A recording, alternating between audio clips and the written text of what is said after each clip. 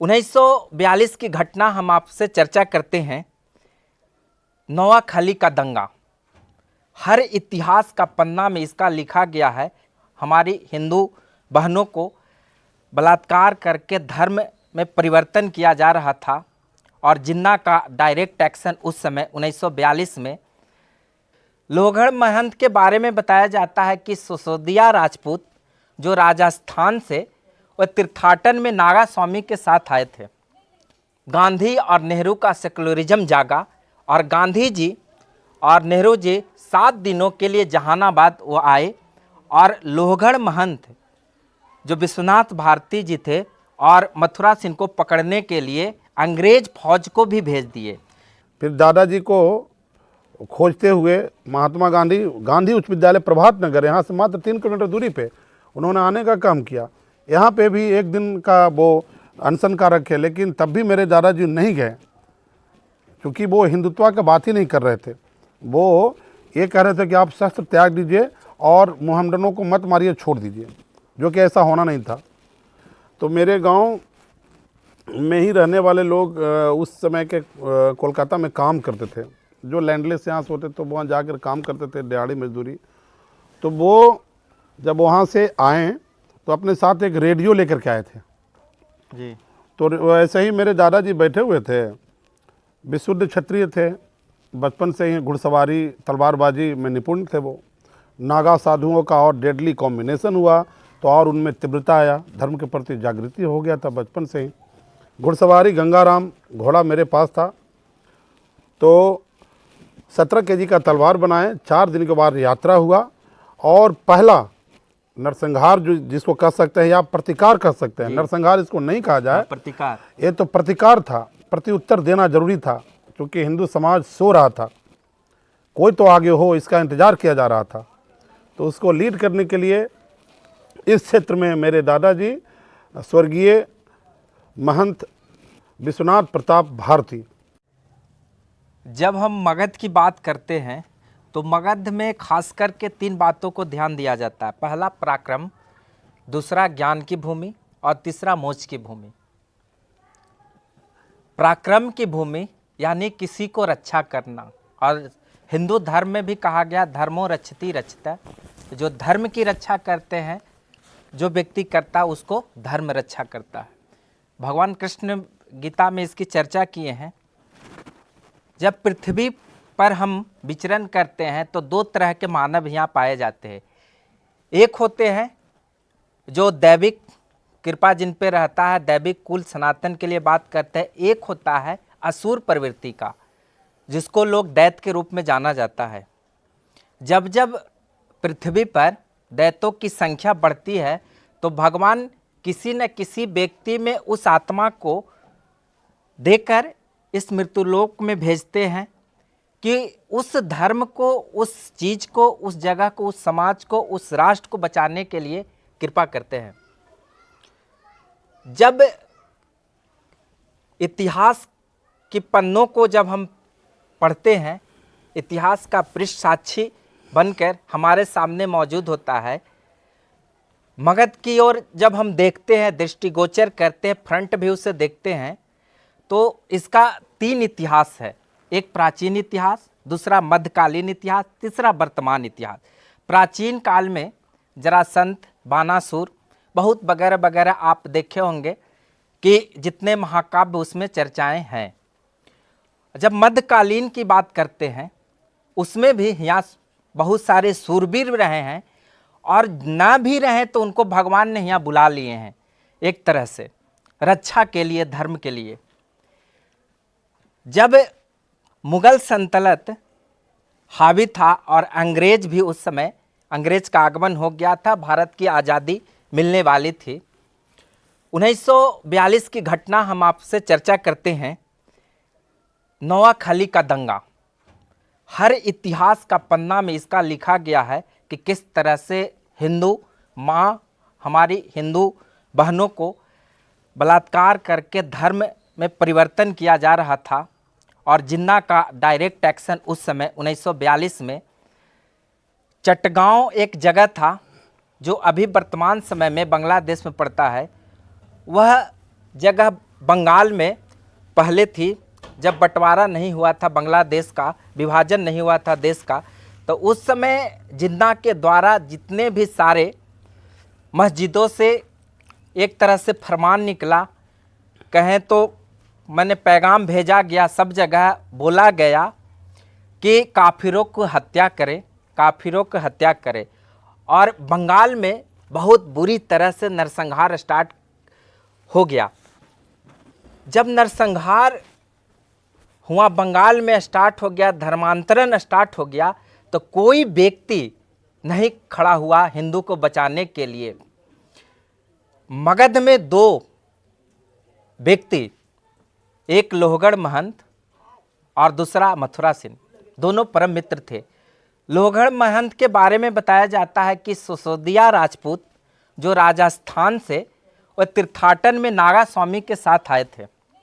मगध में घूमने के लिए कहे या पूजा अर्चना करने के लिए, कई लोगों के कहना ऐसा है, लेकिन उसका जो इतिहास रहा, हकीकत रहा, उनके वंशज हैं जो बराबर जो सिद्धेश्वर नाथ है, जो भोलेनाथ हैं, जो स्वयं शंभू हैं, उनके एक तरह से महंत भी हैं, जिनका नाम आप देख रहे हैं हमारे बगल में बैठे हुए हैं, अभिमन्यु भारती जी हैं, उन्हीं का एक वंशज है। तो जब उस समय 1942 में जब ये घटना घटी, तो एक व्यक्ति बंगाल में गोपाल पाठा और मगध में 2 व्यक्ति, एक मथुरा सेन और एक विश्वनाथ भारती, जिनको लोहगढ़ महंत के नाम से जाना जाता है। आज हम लोहगढ़ में ही ग्राम में अभी बैठे हुए हैं। जब उनके बारे में हम इतिहास पढ़ें तो मुझे लगा कि उनका घर जाना बहुत ज़रूरी हो जाता है, क्योंकि ऐसे व्यक्ति के इतिहास आज तकला हम लोगों को पढ़ने के लिए नहीं मिलता है। जितने अकबर, बाबर, हुमायूं, जितने भारत को लूटा, उसका इतिहास पढ़ाया जाता है, लेकिन उस व्यक्ति को नहीं इतिहास पढ़ाया जाता जो सनातन को रक्षा किए हैं।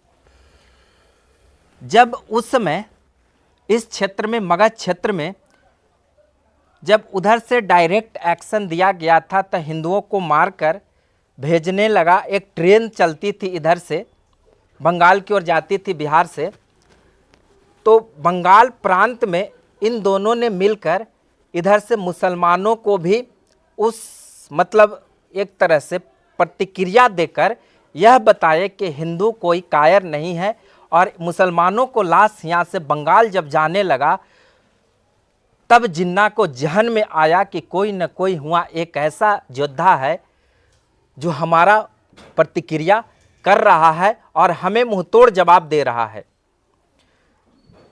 उसी वक्त गांधी और नेहरू का सेकुलरिज्म जागा और गांधी जी और नेहरू जी 7 दिनों के लिए जहानाबाद वो आए और लोहगढ़ महंत जो विश्वनाथ भारती जी थे और मथुरा सेन को पकड़ने के लिए अंग्रेज फौज को भी भेज दिए, लेकिन इन्होंने अपने बुद्धि विवेक से वह बचे और वह रक्षा किए। और जो अभी हम देख रहे हैं, हम लोग जो बचे हुए हैं हिंदू, आज उन्हीं दोनों का कृपा है, उनका हम लोग का एक तरह से माने हम पर ऋणी है कि उनके बारे में हम कुछ शब्द अपने चैनल के माध्यम से आप लोगों को बताएं कि वो क्या थे और उनका जो और इतिहास क्या था और कैसे वो काम करते थे, क्या खाते थे, उनका भुजा में क्या ताकत था। उनका एक घोड़ा का जो इतना बलशाली था कि वह बराबर जो पर्वत है, बानावर पर्वत के नाम से जाना जाता था, वो उस पर चढ़कर वो जाते थे जलाभिषेक करने के लिए सिद्धेश्वर नाथ को। व्यक्ति यदि नॉर्मल चढ़ता है तो उसका इतना मतलब लास्ट में जाते जाते थक जाता है, लेकिन आप कल्पना कर सकते हैं कि उस व्यक्ति में कितना ताकत था, उनका घोड़ा में भी कितना ताकत था कि वो घोड़े से चढ़ जाते थे। आखिर एक खून में है, ब्लड में है, डीएनए में रहता है, क्योंकि जो महंत जी थे, लोहगढ़ महंत थे, वह एक तरह से महाराणा प्रताप के ही वंशज थे। तो महाराणा प्रताप का जो चेतक का जो कहा जाता है, आज भी हम लोग सुनते हैं, पढ़ते हैं कि आगे नदियाँ भरी अपार, घोड़ा कैसे उतरे पार, राणा ने सोचा इस पार, तब तक घोड़ा उस पार। जब महाराणा प्रताप एक जगह फंस गए थे नाला पर, तो उनका घोड़ा सोचते रहे कि कब कैसे उस पार होंगे, तक घोड़ा उस पार हो जाता है। तो एक अतिशोक्ति अलंकार के रूप में हम लोग पढ़ते हैं। तो बाकी का उनका जो महंत जी का इतिहास, मैं जो सिद्धेश्वर नाथ भोलेनाथ के जो महंत हैं और उन्हीं के देख रेख में बानावर जो महोत्सव होता है, बानावर का जो भी कार्य होता है, जितने भी लोग इधर आते हैं, माने एक तरह से भक्त गणों के लिए ये श्रद्धा मन से ये हम सबों के उदारता दिखाकर हम सबों को सेवा भी करते हैं, आशीर्वाद भी देते हैं और नई मार्गदर्शन भी हम लोग को प्राप्त करते हैं। तो मैं चाहूँगा कि महंत जी से कि जो विश्वनाथ भारती आपके परबाबा हुए, दादाजी हुए, जिनको हम लोग क्षेत्रीय भाषा में बाबा भी बोलते हैं, तो उनका बहुत रोल रहा है। उनका ऐसा भी बताया जाता है कि माँ भगवती का कृपा भी था कि एक बार की घटना है कि देवी जी के पास वो रात्रि में, निशा रात्रि में जब पूजा करने गए, उस समय जब 1942 में दंगा हो गया था, तो उनको जो खड्ग था, जो शस्त्र था, इनके हाथों में सौंप दिए थे। उसका क्या दंत कथा है, किंवदंती है कि क्या है कि लोग जानेंगे कि कितना पराक्रमी थे। बहुत बहुत धन्यवाद आपको जो इस इतिहास के खोज में आप लोहगढ़ तक आए। इसके लिए सनातन धर्म और मेरा परिवार सदा आपका आभारी रहेगा, क्योंकि आजकल इसमें न जाकर के लोग अनर्गल चीज़ों में लगे हुए हैं। जो अपना इतिहास है उसके बारे में जानना नहीं चाह रहे हैं लोग, या तो जानबूझ करके एक ट्रैप के माध्यम से इसको छुपाया जा रहा है कि हम लोग कितने पराक्रमी थे। मेरा नाम महंत अभिमन्युनाथ भारती है। मैं बड़ावर पहाड़ का महंत हूँ और जिनके बारे में जिन योद्धा के बारे में पराक्रम की बातें यहाँ पे हो रही है, वो मेरे परदादा नहीं, मेरे दादाजी ही थे जी। और हम लोग, मेरे दादाजी बाई बर्थ राजस्थान उदयपुर के रहने वाले थे। लक्ष्यराज सिंह मेवाड़ आज भी रूल कर रहे हैं, जो फोक लैंग्वेज में उसको आप कह सकते हैं कि वो मेरे गोतिया हैं जी। तो हम लोग एक सिसोदिया, विशुद्ध सिसोदिया खानदान से हैं। इसलिए भी ताकि वो टैली करता है कि यहाँ पे तो हिंदुत्व भरे हुए हैं हिंदू, लेकिन उस समय प्रतिकार के लिए भगवान शिव ने उनको सही में चुना था जी। तभी तो वो बचपन में 5 साल के आयु में नागा साधु के मंडली में यहाँ आते हैं जी। और जो यहाँ के महंत थे श्री कुमार भारती जी, स्वजातीय, वो भी क्षत्रिय थे जी। राघोपुर के रहने वाले, छपरा के रहने वाले थे, वो गंगा उपार के छपरा के रहने वाले थे। तो उन्होंने इनको देखा, इनकी प्रतिभा को और इनके संस्कार से वो प्रभावित हुए। एक 5 साल का लड़का जिसका हाइट हो लगभग 5.5 फीट जी, तो वो उसका जवानी क्या होगा जी। तो वो देख करके उनसे आकर्षित हो गए, उनका संस्कार, उनका रहन सहन, और उनको गुप्त तरीके से उनको छुपा लिया गया। नागा साधु 2-3 बार यहाँ पे आए भी, खोजने का प्रयास किया, लेकिन इन्होंने उनको वापस नहीं किया, क्योंकि भगवान शिव का कृपा था इन पे, क्योंकि यहाँ पे उनको रहना था, बहुत सारा कीर्ति करना था। तो ये है इनका आइडेंटिटी कि कहाँ के रहने वाले थे। लेकिन आदमी रहने वाले कहीं के हों, उनके कर्म के हिसाब से उनका उपलब्धि होता है जीवन में। कर्म प्रधान उनका कर्म यही था। जो नाम आज हम लोग स्मरण में है, उनका जो बहादुरी और जो एक सनातन का जो परचम है, ध्वजा की रक्षा के लिए जो उनका कार्य था, उसके बारे में चर्चा हम लोग कर रहे हैं। आपने बहुत सारा चीज़ बताया, 42 में क्या क्या हुआ, देश आज़ादी के दौर में था जी। धर्म जो हमेशा से खलीफा लोग मोहम्मदनों में, जो मुस्लिमों में, हमको बोलने में कोई दिक्कत नहीं है चूँकि हम उसको जीते हैं जी। तो मोहम्मदनों में एक खलीफा का रिवाज होता है, यानी पूरे दुनिया का मालिक एक खलीफा ही रूल करेगा। उसी के अंतर्गत, ना कि भाईचारे के अंतर्गत, उन्होंने अंग्रेज़ों से युद्ध नहीं लड़ा था जी। उनको केवल खलीफा यानी एक कंट्री और मुसलमान का हो, इसके लिए उनके वाहक अगुवा करने वाले मोहम्मद अली जिन्ना जी, जो आज़ादी के बाद तुरंत मर गए थे, बहुत ज़्यादा सर्वाइव नहीं किए थे, मर गए थे। उन्होंने यहाँ पे खिलाफत किया और डायरेक्ट एक्शन प्लान नाम दे करके हिंदुओं को कैसे प्लान किया जाए, इन पे दबाव कैसे बनाया जाए, एक स्टार्टअप किया उन्होंने, जो कि आज के डेट में वो बांग्लादेश है, उस समय नौवाखली बंगाल का ही क्षेत्र था, भारत का ही अंग था। तो वहाँ पे मारकाट, बलात्कार, बहुत सारा बेरहमी, वहाँ के स्त्रियों पे, बच्चे लोग को बहुत सूल पे उठा करके वो भाला से टांग दिया जाता था। इस प्रकार का बहुत सारा कृत्य हुआ। तो मेरे गांव में ही रहने वाले लोग उस समय के कोलकाता में काम करते थे, जो लैंडलेस यहाँ से होते तो वहाँ जाकर काम करते थे, दिहाड़ी मजदूरी। तो वो जब वहाँ से आए तो अपने साथ एक रेडियो लेकर के आए थे जी। तो वैसे ही मेरे दादाजी बैठे हुए थे, विशुद्ध क्षत्रिय थे, बचपन से ही घुड़सवारी, तलवारबाजी में निपुण थे। वो नागा साधुओं का और डेडली कॉम्बिनेशन हुआ तो और उनमें तीव्रता आया, धर्म के प्रति जागृति हो गया था बचपन से ही।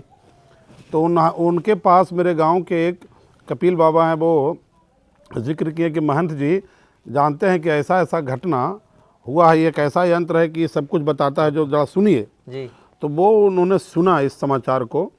तो क्षत्रिय होने के नाते और धर्म के ध्वजावाहक महंत होने के नाते उन्होंने अपने गांव वासियों को इकट्ठा किया और जो भी एरिया में जो भी दंगल करने में जो माहिर थे, इनके जो शिष्य थे, जो पहलवानी करते थे, उन लोग सबको एक जगह एकत्रित किया जी। और रातों रात प्लान हुआ कि जो नौवाखली में है वो मेरे कोई दूसरे नहीं है, मेरे हिंदू है, मेरे अपने भाई हैं।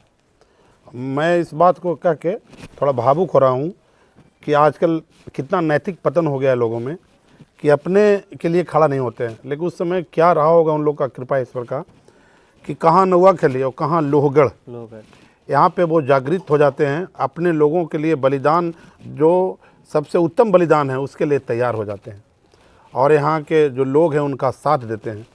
और फिर वही 3-4 दिन के अंदर मेरे के यहाँ बिशुन लोहार करके हैं, उन्होंने 17 kg का, महाराणा प्रताप के वंशज होने के नाते उनका लंबाई भी 7 फीट 6 इंच का था जी, 200 kg वेट था, विदाउट एप्स, एकदम बाहुबली थे वो।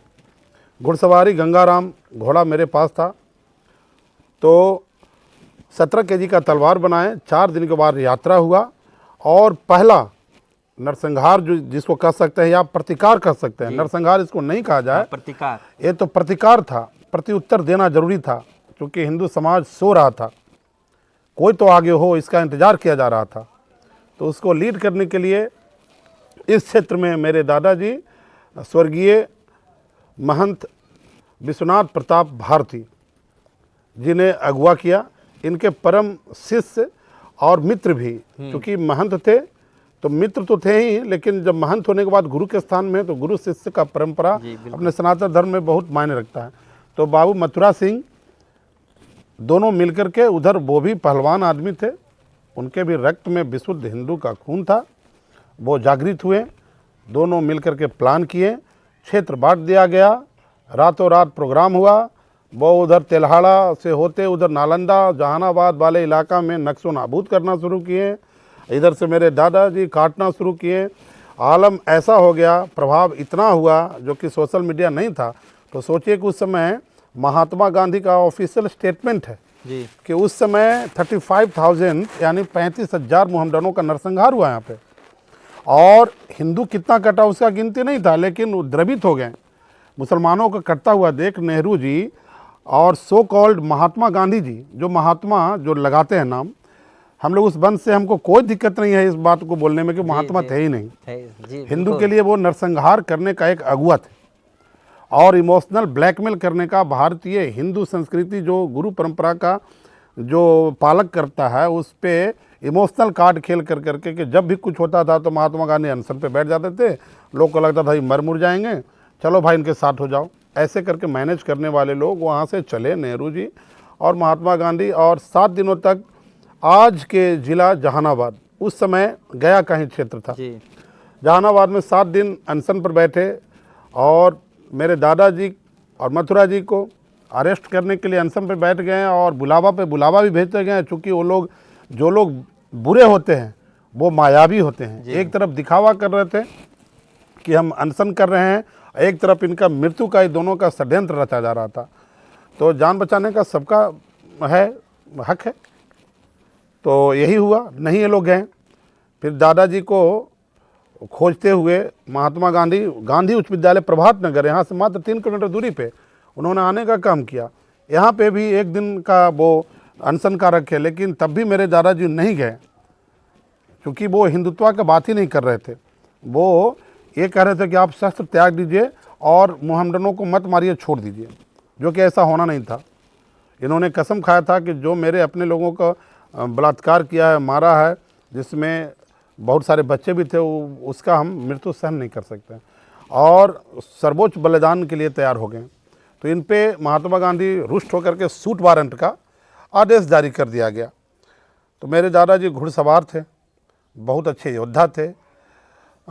चूँकि महाराणा प्रताप के डीएनए में थे, उनका रक्त था, तो इनको गुरिल्ला युद्ध करने में माहिर थे। इनको मालूम था कि कब सामने आना है और कब समय देख करके शांत रहना है। इस प्रक्रिया में माहिर थे, इसलिए वो कभी पकड़े नहीं गए और अपने जहाँ के जन्मभूमि था इनका, उदयपुर चले गए और ये कह के गए कि हमसे पहले महात्मा गांधी का मर्डर हो जाएगा। क्योंकि इन्होंने जिक्र किया था कि वो माता के भक्त थे। तो सच बात है कि जब यात्रा हो रहा था चढ़ाई का, तो जब निशा मध्य रात्रि में जब माता का पूजा करने के लिए गए, तो वहाँ पे जब खड़ग, वो 17 केजी का तलवार जब रखा गया, तो ऑटोमेटिक उनके हाथ में दे दिया गया, पीठ थपथपा दिया गया और उनको विजयी भव का आशीर्वाद मिला माता से, इसलिए कभी वो हारे नहीं। एक बार ऐसा आया सामने कि वो अड़े थे जी। समस्तीपुर में जब चढ़ाई हो रही थी, तो देखिए विडम्बना कैसा है, सेकुलरिज्म किस हद तक का है कि खोज खोज करके पॉइंट बाय पॉइंट हिंदुत्व के गौरवशाली स्थान का नाम भी चेंज किया जा रहा था। तो जो गांव अड़नपुर था, जहां पे मेरे दादाजी हज़ारों मोहम्मदनों से लड़ते हुए अड़ गए, भागे नहीं, उस गांव का नाम वहां पे ग्रामीण लोग खुश होकर के अड़नपुर नाम रख दिया, लेकिन उसको भी अब नाम चेंज कर कर करके नौगढ़ कर दिया है लोग। अच्छा। क्योंकि वहाँ पे मुसलमानों का प्रभाव है, एरिया है। तो वो अड़नपुर एक बहुत ऐतिहासिक जगह था, जिन्होंने वहाँ पे युद्ध लड़ने का काम किया था। तो इस प्रकार का इनका छवि रहा, हिंदुत्व का रहा। ऐसा नहीं थे कि वो हत्यारा थे, कोई किलर थे। ये एक त्यागी पुरुष थे, एक महंत थे, एक विशुद्ध हिंदू थे, और उनके ऊपर एक छत्री थे। छत्री का दायित्व भी होता है कि जनता को सुरक्षा प्रदान करें। असुरक्षित होता देख उनको बर्दाश्त नहीं हुआ, और जो हिंदू का जो रक्त था उबाल कर गया, और उन्होंने पूरे एरिया में, आज भी मेरे एरिया में अजान हमको सुनाई नहीं देता है, वे उन्हीं का देन है। पहाड़ उस साइड जाते ही बेला विधानसभा में अभी 50 से 60 हज़ार मोहम्मदन है, लेकिन इधर हिम्मत नहीं कोई करता है जी। दिन में भी आने का, आज भी हिम्मत नहीं होता है। हम लोग के जो जुड़े हुए लोग हैं, चूँकि अब तो वो दौर रहा नहीं, क्योंकि इंसान कोई बुरा होता नहीं है, दौर बुरा होता है। जी। उस समय का दौर बुरा था, तो निर्णय ऐसा लिया गया। आज दौर ठीक है, भाईचारा है, तो हम लोग इजाज़त देते आता है जी। हम लोग भी जाते हैं, कोई दिक्कत नहीं। लोग दौर बुरा हो तो आज भी वो घर पीछे नहीं रहेगा। हिंदुत्व का झंडा हमेशा हम लोग ले करके घूमते हैं। ऐसे भी कोई मुसलमान है नहीं महन जी, सब तलवार पर सलवार पहन लिया है, इनका पूर्वजों का पूर्वज। यही तो मैं बोलना चाह रहा हूँ कि समय बुरा होता है, कोई आदमी बुरा होता नहीं है। वो खलीफा का जो सोच था, जो नरपिशाच, जो मुग़ल का जो ध्वज था, नरपिशाच की तरह पूरे दुनिया में जब वो अतिक्रमण कर रहा था, तो भारत ने ही तो उसका रोकने का काम भी किया। जी बिल्कुल। तो ऐसा ही अयोध्या की बदौलत तो सर्वोच्च बलिदान देने के बाद ही तो ऐसा हुआ। अच्छा महन जी, एक घटना घटती है कि सुभाष चंद्र बोस खड़ा हुए थे कांग्रेस से। अच्छा हुआ आपने याद दिलाया कि 300 अधिवेशन में हाँ बाकायदे इनको न्योता मिला था। हाँ, रामगढ़ में अधिवेशन, जब सुभाष चंद्र बोस मेन रूप से लीडर तो वही थे, उनके साथ तो धोखा हुआ। जी। पूरे जनमानस को एक जगह करने वाले सुभाष चंद्र बोस ही तो थे। कहीं आज़ादी ना, कैसे गाना है, दे दी मुझे आज़ादी बिना खड़क बिना, ऐसा संभव है? सूते आवाज़ी नहीं, ठीक बात है, आप एक आदर्श हो सकते हैं, लेकिन कब? शांति के लिए, शांति की जगह पे। जी। लेकिन जहाँ पे युद्ध का जरूरत है, वहाँ पे भगवान श्री कृष्ण मुरली बजाते थे ना जी, उनको भी चक्र सुदर्शन चलाना पड़ा था। तो इनके धागा से थोड़ी काटने से होता आज़ादी। उस समय तो तलवार की जरूरत था, तो सर्वोच्च बलिदान दिया गया। उस समय जाके सुभाष चंद्र बोस को इन्होंने बूस्टअप किया और मतलब वहाँ पे भी तबाही मचा दिया था। उस समय रामगढ़ में प्लेटफॉर्म पे भी इन लोग मारकाट मचा दिए। और सबसे बड़ी बात कि यहाँ से 300 किलोमीटर दूरी पड़ती है, पैदल रामगढ़ चले गए। पैदल चले गए। हिम्मत क्या का दाद देना मतलब, पड़ेगा। क्या मतलब हिंदुत्व के प्रति इनका समर्पण होगा। और वो जीत गए हुआ। हाँ, जितना ही था, क्योंकि ये लोग विशुद्ध हिंदू थे ना। उनका डाइट था, पर डे 1 केजी घी खाते थे। आज महीना में डाइट में शामिल करते हैं लोग। जी। तो उनका जब भोजन ही इस प्रकार का था तो उनका क्या बल रहा होगा, वो तो उस समय के लोग ही जानते हैं।